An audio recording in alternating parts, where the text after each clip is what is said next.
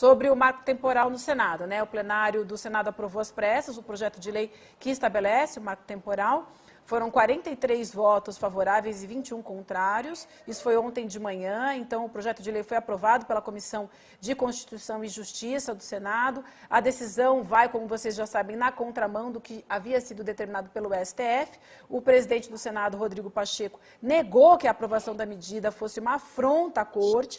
Ele disse que o parlamento não pode se omitir daquilo que é seu dever legislar.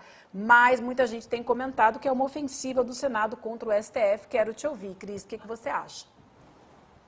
Vivian, a votação do marco temporal ontem pelo Senado é uma manifestação de ódio secular aos indígenas neste país, né? Ali foi a manifestação dos herdeiros das capitanias hereditárias, né? Não aceitam a decisão do Supremo Tribunal Federal, que manteve o comando constitucional, que seguiu, né, a decisão do STF, foi orientada pelo comando constitucional, que é claro, simples e direto, de que os indígenas têm direito às terras que tradicionalmente ocupam, né?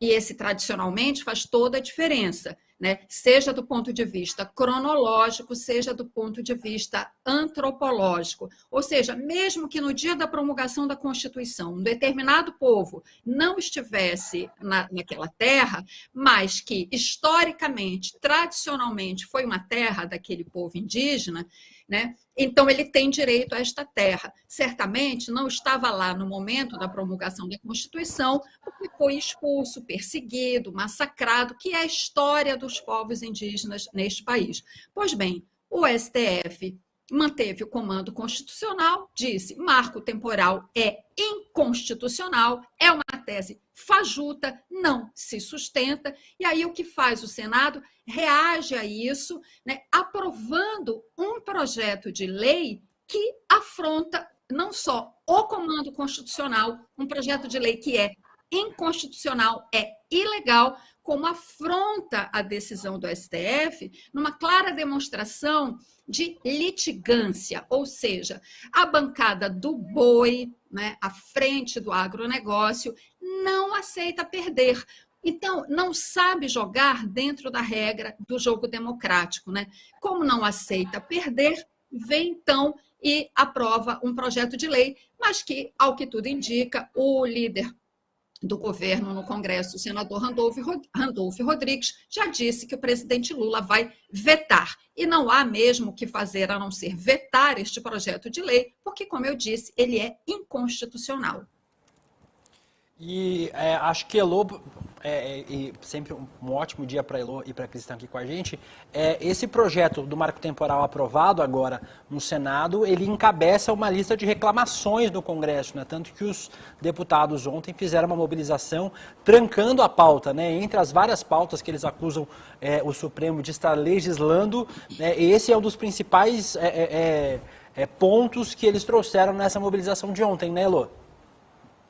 É o ponto, né? Enquanto não aprovasse isso, não colocasse em votação no Senado, eles não iam liberar a pauta. Eu queria concordar, em primeiro lugar, com o ponto que a Cristina falou. Esse é o conflito estrutural do Brasil. É o que define a história, a divisão da riqueza no Brasil, que é a posse da terra, e que ninguém quer abrir mão desde que o Brasil é Brasil. E eles não concordam com a Constituição, eles não gostam da Constituição de 88. O problema é que a gente está com uma maioria dessa gente aqui no Congresso, especialmente na Câmara. O número de votos que eles têm é majoritário. Então, eles conseguiram reunir um grupo enorme de deputados, são quase 400 deputados a favor do marco temporal, o que é um problema seríssimo. E mais, essa turma estava bastante irritada, porque ontem foi o enterro da CPI do MST, que é outra frente da mesma luta, que é a negação da posse da terra para quem precisa e deve ter e cultivar essa terra.